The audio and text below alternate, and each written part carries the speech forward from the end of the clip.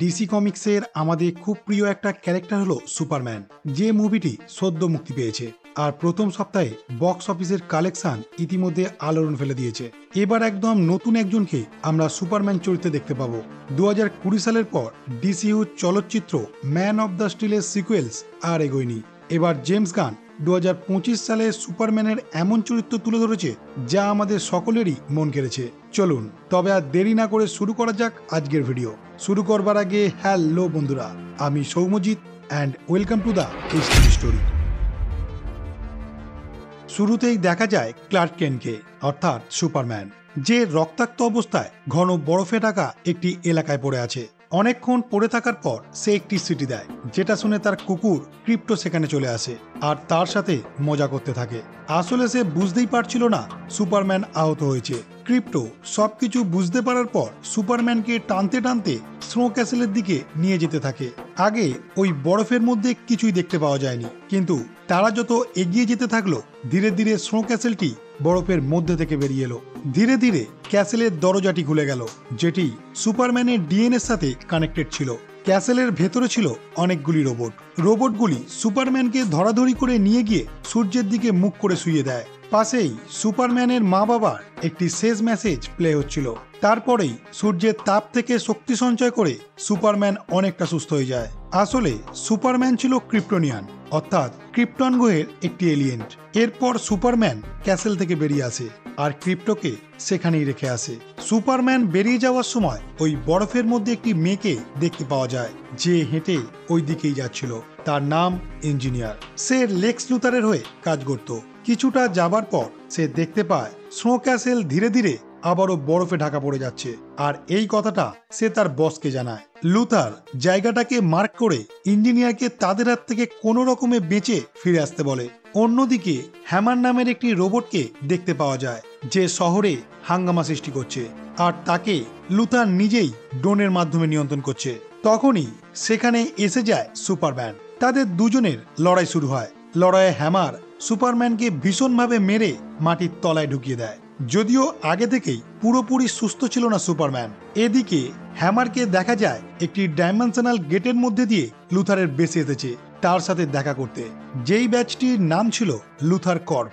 দৃশ্য পরিবর্তন হলে দেখা যায় কেন্ট তার সুপারম্যান পরিচয় গোপন রাখে এবং এখন সে সব থেকে বড় সংবাদ মাধ্যম ডেইলি প্ল্যানেটের একজন প্রতিবেদক হিসেবে কাজ করে। সেখানে তার দুজন বন্ধু আছে, একজন জিমি ওয়েলসন আর একজন লোইস লেন, যার সঙ্গে কেন্ট রিলেশনশিপে আছে। এইদিকে লুথার মার্কিন সরকারের অন্য সদস্যদের এটা বোঝাতে শুরু করে যে সুপারম্যান তাদের দেশের জন্য বিপজ্জনক হতে পারে, সে পৃথিবী ধ্বংস করে দিতে পারে। তাই লুথার তার টেকনোলজি ইউজ করে কিছু মেটা হিউম্যান তৈরি করেছে সুপারম্যানের বিরুদ্ধে লড়াই করার জন্য, আর এই পুরো টিমের নাম দিয়েছে প্ল্যানেট ওয়াচ। মার্কিন সরকারের সম্মতি থাকলে লুথার এদেরকে নিয়ে কাজ করতে শুরু করবে। এদের মধ্যে কেউ রাজি হয়, আবার কেউ লুথারের বিরুদ্ধে চলে যায়। পরের দৃশ্যে দেখা যায় লোইস তার বাড়ি ফিরে রান্নাঘরে কিছু একটা আওয়াজ শুনতে পায়, আর সঙ্গে সঙ্গে সে একটা বেসবল ব্যাট নিয়ে রান্নাঘরে গিয়ে দেখে কেন্ট সেখানে তার জন্য খাবার বানাচ্ছে। এরপর তারা দুজনেই একসাথে অনেক গল্প করে। গল্পের এক পর্যায়ে তাদের দুজনের মধ্যে ঝগড়া হয়ে যায়। এরপর কেন্ট রাগ করে সেখান থেকে চলে আসে। কেন্টের সুপারম্যানের পরিচয়টা লোইস আগে থেকেই জানতো। এরপরেই দেখা যায় লুথার তার টিম নিয়ে স্নো ক্যাসেলে অ্যাটাক করে। স্নো ক্যাসেলের দরজা কেন্টের ডিএনএর সঙ্গে কানেক্টেড থাকা সত্ত্বেও লুথার কারসাজি করে সেটা খুলে ফেলে। ক্যাসেলে ঢোকা মাত্র ইঞ্জিনিয়ার রোবটগুলিকে নষ্ট করে দেয়। এরপর কেন্টের বাবা মায়ের লাস্ট মেসেজটা চুরি করে তারা মেশিনটিকে সম্পূর্ণভাবে নষ্ট করে দেয়। এরপর রাত্রিবেলায় লুথারের দুজন লোক একটা ট্রাকে করে কাইজু ছোট্ট একটা বাচ্চা শহরের মধ্যে ছেড়ে দেয়, যেটা সকালবেলা এক বিশাল আকার ধারণ করে এবং মুখ থেকে আগুন ছাড়তে শুরু করে।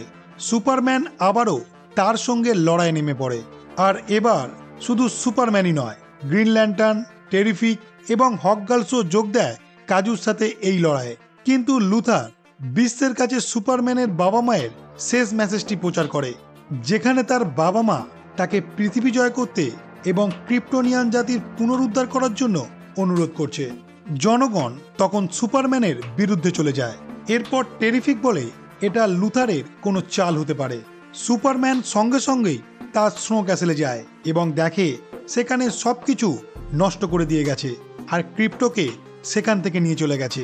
এরপর সে লুথারের কাছে যায় এবং জানতে চায় ক্রিপ্টোকে সে কোথায় আটকে রেখেছে।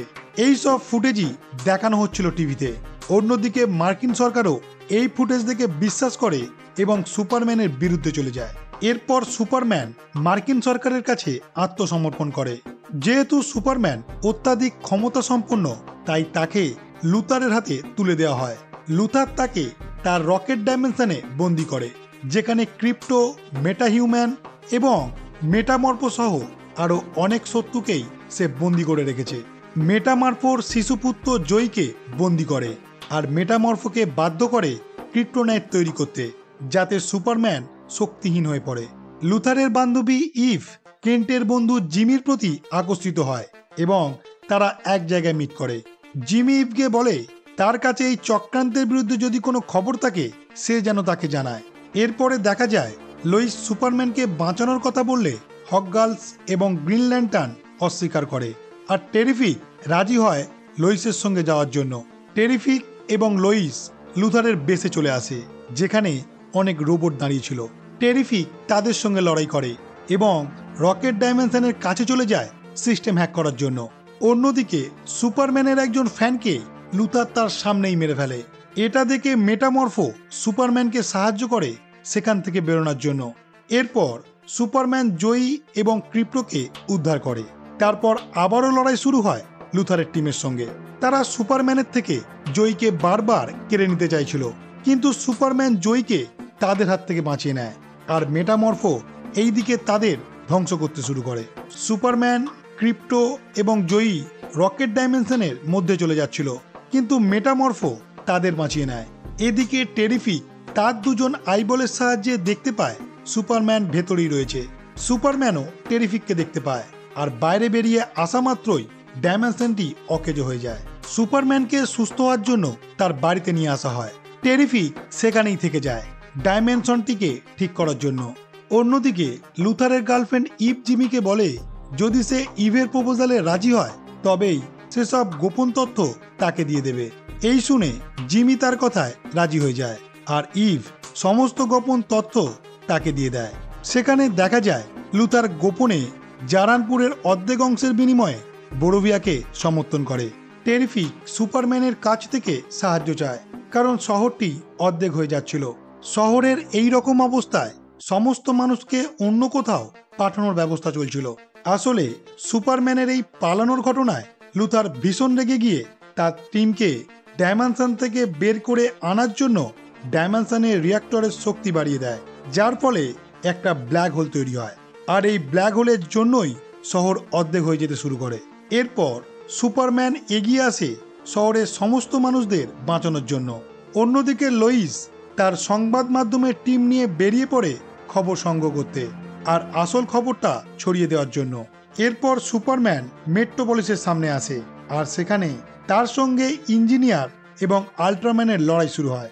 ইঞ্জিনিয়ার তার অসংখ্য হাত দিয়ে সুপারম্যানের মুখ ঢেকে দেয়, যাতে সে তার নিঃশ্বাস না নিতে পেরে মারা যায়। কিন্তু সুপারম্যান তারপরেও উঠতে শুরু করে। পিছন দিক থেকে আল্ট্রাম্যান এবং ইঞ্জিনিয়ার তাকে টেনে নিচে নামানোর চেষ্টা করে। তারপর সুপারম্যানের পুরো শরীরও ঢেকে দেয়। এরপর তারা ভীষণ গতির সঙ্গে নিচের দিকে নামতে থাকে। এরপর তারা মাটি ভেদ করে নিচে ঢুকে যায় আর ইঞ্জিনিয়ার ওখানেই শেষ হয়ে যায়। এরপর সে দেখে আল্ট্রাম্যান আসলে আর কেউই নয়, সুপারম্যানেরই ক্লোন, যেটা লুথার সুপারম্যানের ডিএনএ ব্যবহার করে তৈরি করেছিল। আর সেই কারণেই ওরা স্নো ক্যাসেলে ঢুকতে পেরেছিল। তবে লুথার বলে পার্থক্য শুধু একটাই, এই ক্লোনটিকে সে নিজে চালনা করতে পারে। এরপর আবার তাদের দুজনের মধ্যে লড়াই শুরু হয়, যেটা কন্ট্রোল করছিল লুথার নিজেই। ব্ল্যাক হোলটি ধীরে ধীরে তাদের সেই লড়াইয়ের জায়গা পর্যন্ত চলে আসে। ক্লোনটি অন্যমনস্ক হয়ে যাওয়ায় সুপারম্যান তাকে মেরে সেখান থেকে পালিয়ে যাওয়ার চেষ্টা করে আর ক্লোনটি তখনই তার পিছু করতে থাকে। অন্যদিকে দেখা যায় শহরের অনেক মানুষই সুপারম্যানের জয়ধ্বনি দিচ্ছে এবং সেটা দেখে বোরোভিয়া রাষ্ট্রপতি ভালিস তাদের বিরুদ্ধে আর্মি চালনা করে। গ্রিন ল্যান্টার্ন এসে তাদেরকে সেখান থেকে উদ্ধার করে আর আর্মিদের সমস্ত অস্ত্র নষ্ট করে দেয়। এদিকে রাষ্ট্রপতি যখন পালিয়ে যাওয়ার জন্য তৈরি হচ্ছিল, সেই সময় হকগার্ল এসে তাকে তুলে নিয়ে গিয়ে অনেক উচ্চতা থেকে নিচে ফেলে দেয়। এদিকে জিমি লুথারের সমস্ত চক্রান্ত মিডিয়ার সামনে প্রচার করে। পরের দৃশ্যে দেখা যায় ক্লোনটি সুপারম্যানকে উড়িয়ে নিয়ে গিয়ে আবারও ব্ল্যাক হোলের মধ্যে ফেলে তাকে সম্পূর্ণভাবে মেরে ফেলার চেষ্টা করছে। সুপারম্যান তখনই সিটি দেয় আর ক্রিপ্টো সেখানে চলে আসে। এরপর তাদের মধ্যে ভীষণ একটা লড়াই হয়। অবশেষে সে তার ক্লোনকে শেষ করে দেয়। এরপর টেরিফিক এবং সুপারম্যান দুজনেই যায় লুথারের কাছে এই ব্ল্যাক হোলটিকে বন্ধ করার জন্য। টেরিফিক চুল্লিটাকে বন্ধ করে দেয়, যার ফলে ব্ল্যাক হোলটিও ধীরে ধীরে বন্ধ হয়ে যায়। এরপর হকগার্লস, গ্রিন ল্যান্টার্ন, মেটামরফো সহ শহরের সবাই আনন্দ করতে থাকে। লুথারের কাছে বন্দি থাকা প্রত্যেকেই মুক্তি পায় আর লুথারকে পুলিশের হাতে তুলে দেওয়া হয়। পরে ধীরে ধীরে সুপারম্যান স্নো ক্যাসেলে তার আঘাত থেকে সেরে ওঠে। সেখানে তার বোন আসে এবং ক্রিপ্টোকে সেখান থেকে নিয়ে চলে যায়। এখানে রোবটগুলি সুপারম্যানের পরিচর্যা করতে থাকে এই আঘাত থেকে সেরে ওঠার জন্য, আর তার সাথে তার ছোটবেলার এবং মা বাবার সাথে বেড়ে ওঠার ফুটেজগুলি দেখাতে থাকে। আর এখানেই এই মুভিটি শেষ হয়।